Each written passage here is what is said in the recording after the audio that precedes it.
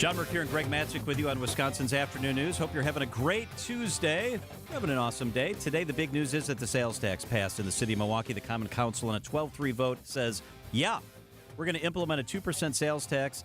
That will likely go into effect in January. So there's some time for this to happen, but likely goes into effect in January. So right now, because of state taxes and the county tax, it's 5.5% almost if you buy something in Milwaukee. When they put this in place and the county bulks up theirs, that means it's going to go to 8%. Just a schmids under 8% is what the sales tax will be on things that you purchase.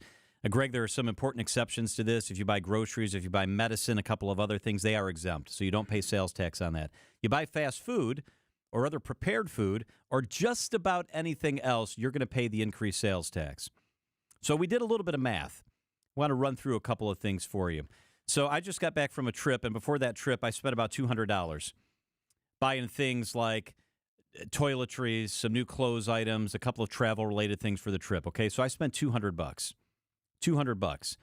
So under the old tax code, I would have spent $11 in taxes before the increases. Okay, I would have spent $11 in tax on that $200 purchase.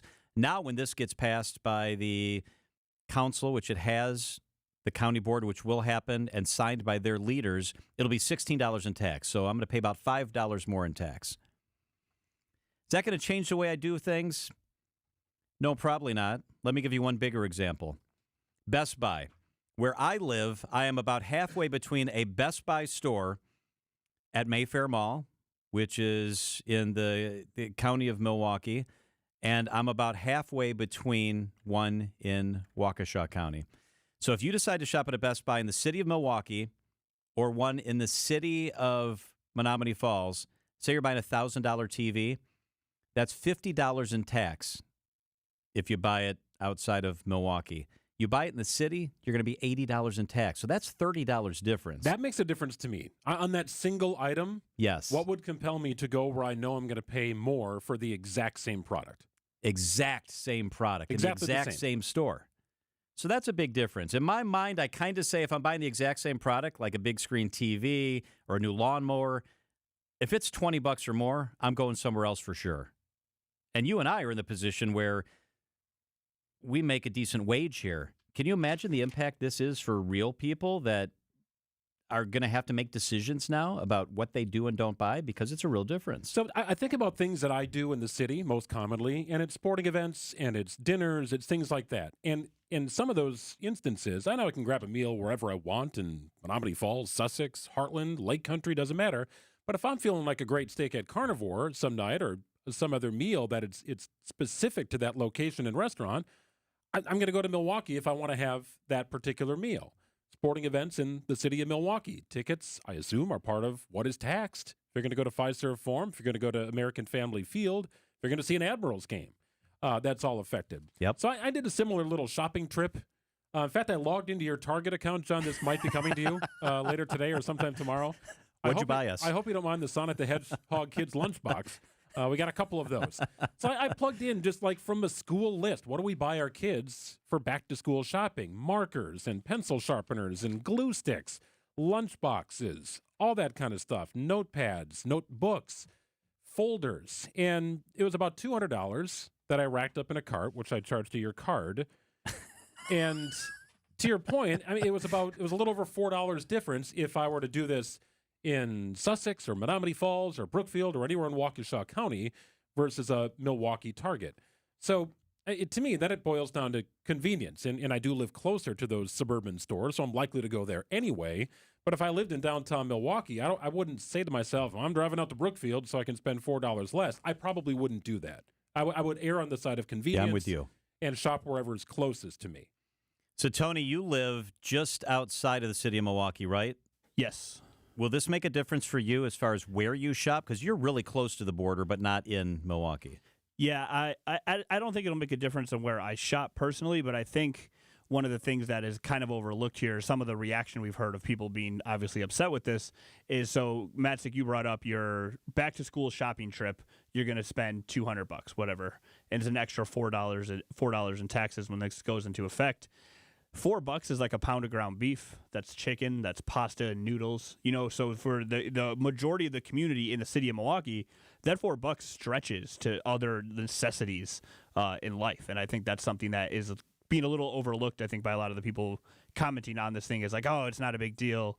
But like for a lot of people who have to buy necessities like back to school supplies, having to stretch that extra cash, it's going to make a huge deal. And I think you make a valid point because with inflation, things are already more expensive than they ever began. Ben, people are getting lesser amounts in their increase in what they get in a raise at work. So prices are already up. And for people who are literally making a decision about, do I buy ramen again for my family for dinner the next couple of days, or do I splurge on chicken?